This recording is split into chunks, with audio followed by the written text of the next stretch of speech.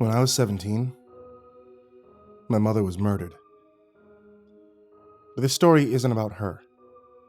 My mother's killer is still in prison for her crime. Now, see, this story is about what happened after. About a year after my mother's funeral, my dad started mentioning that she would come visit him at night. He said she glowed in a pure white light and reached out to him with a warm smile on her face. He said she looked the way she did the last time that he saw her, before she left for the store on the last night of her life. My sister and I both missed our mother very much. We wanted to believe it was true. We did whatever we could think of to try and contact her, but it was only my dad who ever saw her. We just wanted to say our goodbyes. Ouija boards, spirit boxes, automatic writing, psychics and mediums. We tried them all, and all proved to be little more than distractions. About 3 months into our efforts, my dad had his first blackout. He claimed it was just stress, but my sister and I agreed in confidence that it was more than that. He'd forget things all the time, talk about old memories out of the blue, and then he started getting these horrible migraines. We didn't learn the source of it all until he finally agreed to go to the doctor. He had a brain tumor. Inoperable. His doctor told us it was the likely source of all he'd been experiencing, including the hallucinations of his dead wife. My sister and I lost all hope of ever saying goodbye to our mom and focused on our dad instead. By then, I was nearly 19, and my sister was 22. She ended up moving back in with Dad and me to help care for him. Even with treatment, he only lasted 6 months, though, which was 3 months longer than the prognosis. When our dad finally passed away, we were both devastated. I can still remember that night so vividly in my mind. The loneliness. The realization that both my parents were gone. And it was worse to realize that in all of our attempts to find proof of some kind of afterlife, we found nothing. Dad's last words to us are about Mom. She's telling me to come to her. She looks so beautiful. So beautiful. My actual story starts almost a year later, when I finally decided to move out of my parents' house and in with my longtime girlfriend. "Alex!" I could hear my sister yelling for me downstairs. She had moved back in with her boyfriend months ago, but she was home to help me pack up the last of our parents' things for sale or donation.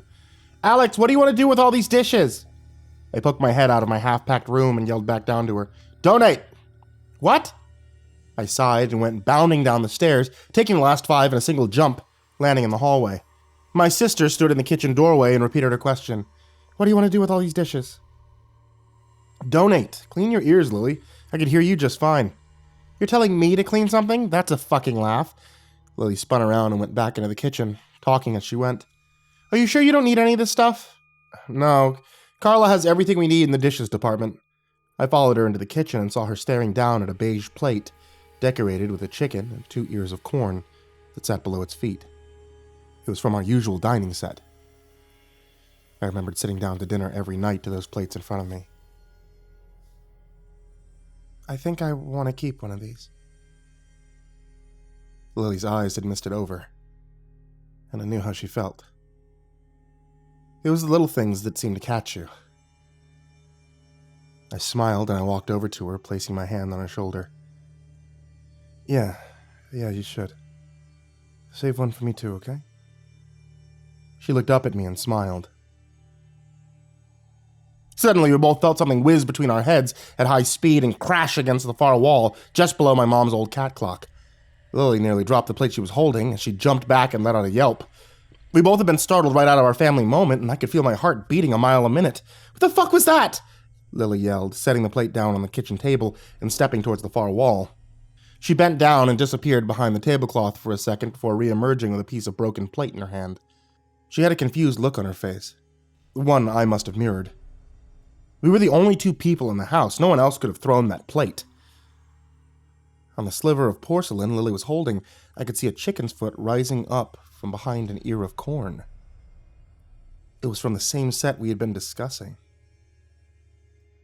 Gotta be kidding me, I said, turning my head to glance at the cupboard full of dishes, and then back at Lily. She shrugged and gave me the, I don't know, look. And that's when I noticed that familiar ticking from my mother's cat clock, a sound I had been accustomed to hearing for years. It had stopped.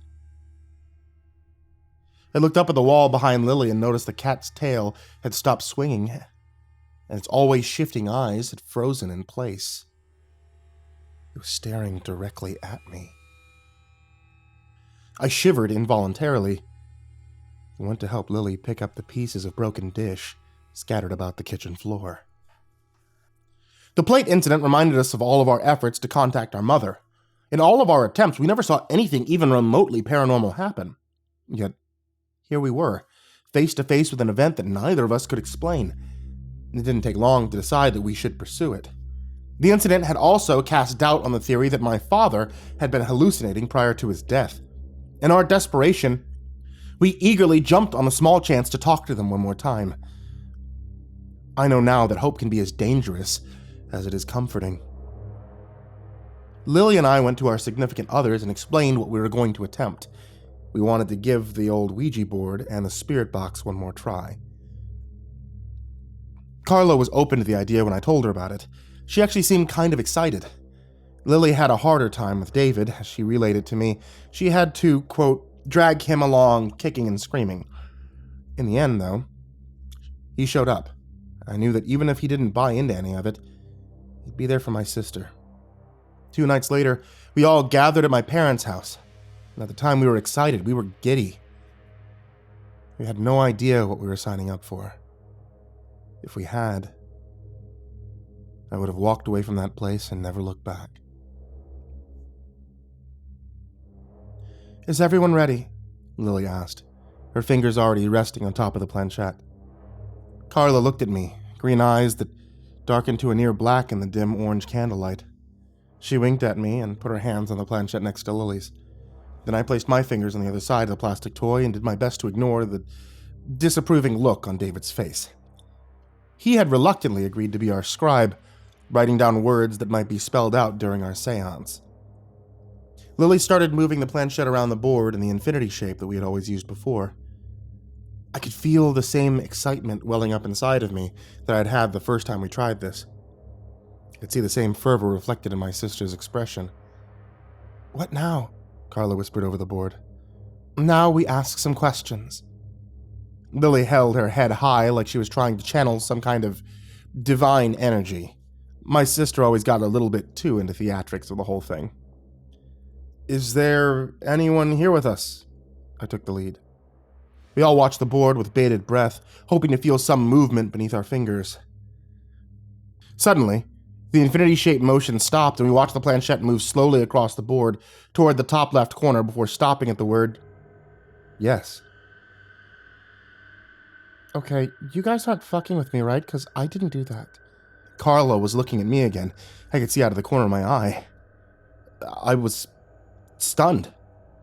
In the million times we tried this, nothing had ever really happened at all. No, we aren't fucking with you. Ask another question! Lily's voice had gone up at least 2 octaves, and she was smiling like a crazy person. It was the same look she would get on Christmas morning when we were kids. The look of discovery and satisfaction. Satisfaction of finally getting what you've been waiting for. Okay. What's your name?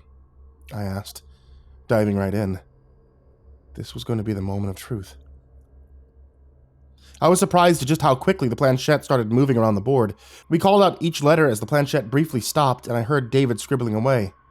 I, T, S, D, A, D. It's Dad? David murmured the words in a voice that contrasted his previously cool demeanor. Lily's hands left the planchette and she slapped them across her mouth. I could see her eyes quickly filling with tears. Carla and David both sat there slack-jawed, and I'm sure my face had a similar look. Lil, put your hand back on the thing, I said weakly, feeling like the wind had been knocked out of me. Lily, please, put your hand back on.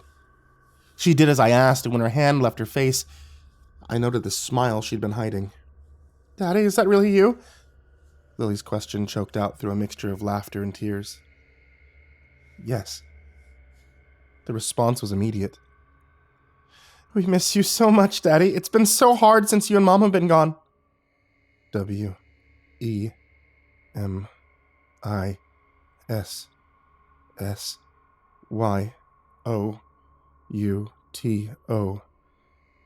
Oh, we miss you too. Holy shit. Carla couldn't contain herself any longer, and I found myself smiling at the use of the word we. Dad? I couldn't even hope to disguise the excitement in my voice. Is Mom there with you? Yes. My sister, now suffering through full-blown sobs of joy, leaned her head over and rested it on David's shoulder. He stared down at his notepad, rereading the words, barely registering that she was there. I don't know if he was stunned by what we were seeing or horrified at how deluded we all were. David had never been much of a believer. Dad, can Mom talk to us? I wanted to keep the dialogue going. IMSORR.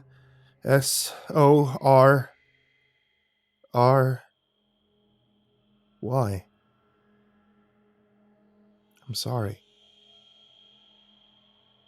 I raised an eyebrow at the response. What are you sorry about? I asked, unsure if I was speaking to my mother or my father. SHESTO. She's too cold. Too hard for her. The smile fell from Lily's face, and the mood of the room became more solemn as David read the last sentence out loud. The planchette continued to move, then without any more prompting. So cold? Here. So lonely.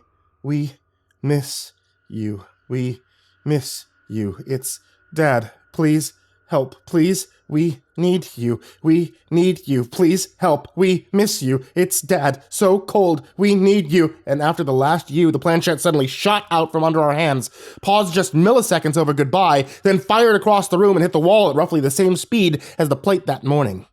I jumped up and away from the board in shock. Lily was now sobbing loudly as David held her, but his eyes remained fixed on the board as if it was the most alien object he'd ever seen. Carla touched my hand with shaking fingers, and I looked down to see fear in her eyes. I don't understand, Carla said, and stood up. I'm so sorry, baby. She wrapped her arms around me, and it was only then that I noticed the wetness on my own cheeks. I hadn't cried since Mom's murder, and I figured something in me had broken that day. Even when Dad passed, I didn't cry. Now, though, in this moment, the tears finally came. We tried to contact my parents all night, but the planchette didn't move again. We hoped contact with our parents would make us feel better, give us some sense of closure, but instead it had devastated us. Lily most of all. Most days she would sit in the living room for hours listening to the static of the spirit box, hoping to hear a voice. As the weeks went on, Lily became quieter and more introverted. She retreated into herself, hardly speaking to anyone. The conversation with the Ouija board had made an impression on me too, but Lily had become obsessed. I gradually became less interested in contacting our parents again and more concerned about my sister's mental state. And then, one night, I woke from that nightmare to a more real, more horrifying one. I answered my ringing phone to hear David's voice yelling through the earpiece. Alex, your sister just took off. Took off? What do you mean? David's tone was panicked, and I rubbed the sleep from my eyes and tried to focus. Alex, she's been way worse than she's letting on. Lily doesn't sleep anymore. She just sits in the kitchen and she listens to that damn little radio. The spirit box? Yeah, that fucking thing. She says she can hear your parents talking to her. I want to believe her, man, but I sat for hours with her one night. Didn't hear a single thing. Jesus. Alex, I'm scared for her. Tonight she was listening to it and talking back to it. Her voice woke me up. I couldn't understand exactly what she said, but she was crying, and then I heard her bolt out of the door and slam it behind her. She went back to my parents' house. It wasn't a question. I could feel it in my bones. I might not have known the full extent of what was happening, but I did know that something very, very bad had just happened to my sister. She couldn't cope with what the Ouija board had told us, and after all these years of suppressing her sadness, she had just cracked. You think? That's what I was thinking too. I know you have the keys, man. Meet me there. I think we need to get her help. I sighed into the phone, knowing he was right. Lily may never forgive us, but I was quickly becoming convinced that she needed professional care. The weight of the decision to admit her somewhere felt smothering. I looked down at Carla, who was awake, staring warily out the window with lines of worry etched on her face. Yeah, let me get dressed. I can be at my parents' in about 45 minutes. Let me see if I can talk to Lily. Thanks, Alex. I'm gonna head over now. I'm a lot closer, so I'll let her know you're coming. We hung up, and I relayed the entire conversation to Carla. Despite my best efforts to keep her safe at home, she insisted on going with me, and when I protested, she challenged me to try to stop her. 10 minutes later, we were in the car heading to my old house. The argument with Carla had delayed my departure, and we actually arrived at the house more than an hour later. Both Lily and David's cars were parked in the driveway, so I parked on the street and Carla and I headed to the front door. I noticed as we climbed the porch steps that no lights were on inside the house. The front door was slightly ajar, and I took a deep breath before pushing it all the way open with a creak. Beyond the door was utter blackness, seeming void instead of a welcoming foyer. I had never seen the house this dark before. As I let my eyes adjust, I listened intently for any sound. All I could hear was the clicking of the spirit box rapidly changing channels through the soft static. I finally stepped inside and made my way down the hall, taking Carla's hand as she followed behind me. "Lily!" I yelled out. I could hear the acute fear in my weak, shaking voice. I couldn't understand why I was suddenly so terrified in my own house, but I couldn't shake the feeling. I hugged the wall until we rounded the corner into the softly lit living room. A dull blue light was emanating from somewhere, and I could see Lily sitting in front of it. She was cross-legged on the floor. The spirit box was in front of her, and her head was hung between her shoulder blades, blonde hair covering her face. "Lily?" I whispered, squeezing Carla's hand as I let go to walk towards my sister. I was halfway to her when Carla suddenly flipped on the light switch and screamed. I was blinded at first and disoriented by the screaming, but my eyes gradually made the adjustment. I blinked a few more times and found myself still facing Lily, who had remained sitting on the floor with a spirit box in front of her. Her forearms were cut wrist to elbow, and she was sitting in a pool of blood. David was there, laying next to her, stabbed God knows how many times in the chest, neck, and face. I could only assume it was him, as the body was unrecognizable. I heard Carla take off down the hall and slam the front door as she left the house. As I adjusted to my state of absolute shock, I scanned the room calmly before hysteria set in. The walls were covered in writing, the same 3 phrases over and over again, written in fresh blood. "It's Daddy. We miss you. We need you. It's Dad. We miss you. We need you. It's Dad. We miss you. We need you." I snapped out of my trance suddenly and stumbled over to Lily. I begged every god I had ever heard of to please let her be alive somehow, to let me save her. I choked on my prayers as I rescued Lily's limp body from the crimson puddle and screamed for Carla to call 911. Her skin lacked the warmth of life, and I pressed my face to hers, begging her to wake up. My whispers falling on dead ears. I cried. The soft static of the spirit box played the score to my pain. How many eternities passed before Carla returned, I don't know.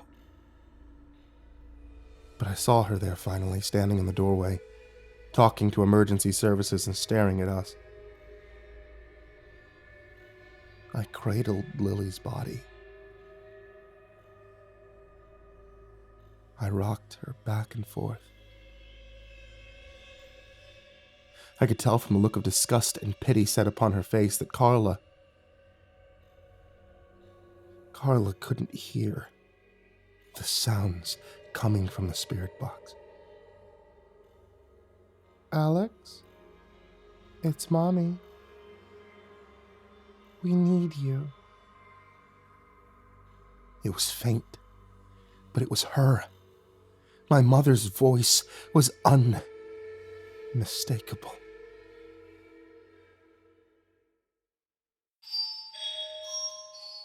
A year later, when the detectives finally called to let me know they were releasing my sister's things, I brought the spirit box home. I didn't let Carla know that I had it. She had never quite recovered from what she'd seen the night of the murder-suicide. The media had called Lily's case a tragic descent into madness. Carla and I couldn't have agreed more, but sometimes, late at night, when Carla is asleep, I slip out of bed and I sneak into the living room.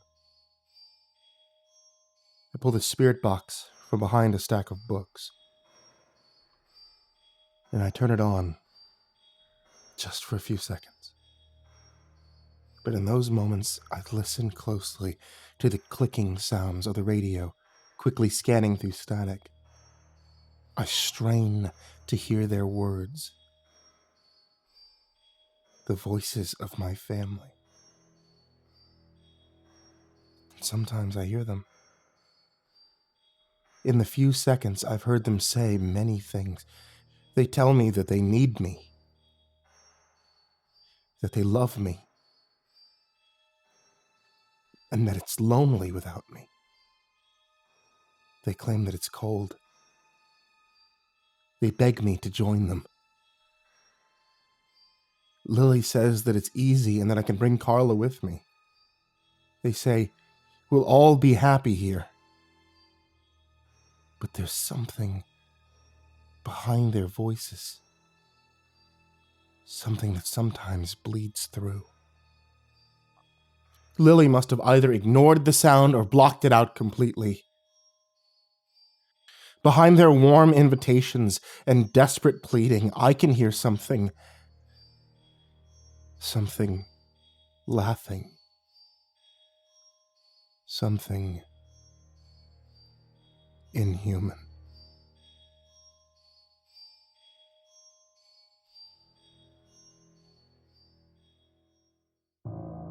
Hey guys, I just want to make sure that all of you take a look in the description down below for multiple different reasons. The main reason I'm talking about right now, though, is to look at the author's links. Every time that I do a story on one of these platforms, I post links from the authors. Some of them are books that the authors put out. If you like the stories that you hear, then I highly, highly encourage you to go scroll down, take a look in the description, click one of those links. If you like that author, I guarantee you they have something else that you're going to like. And if they have a book out there, you're going to love that book. I mean, hell, that's how Tales from the Gas Station became what it is, okay? If you guys heard it on YouTube, then hey, there are more, bigger, better versions of it out there that you can get on Amazon or Audible or No Sleep or what have you. So for reals, scroll down, check out the links. And that's not like an advertisement thing. I'm just like, look, this is for your benefit. Check it out.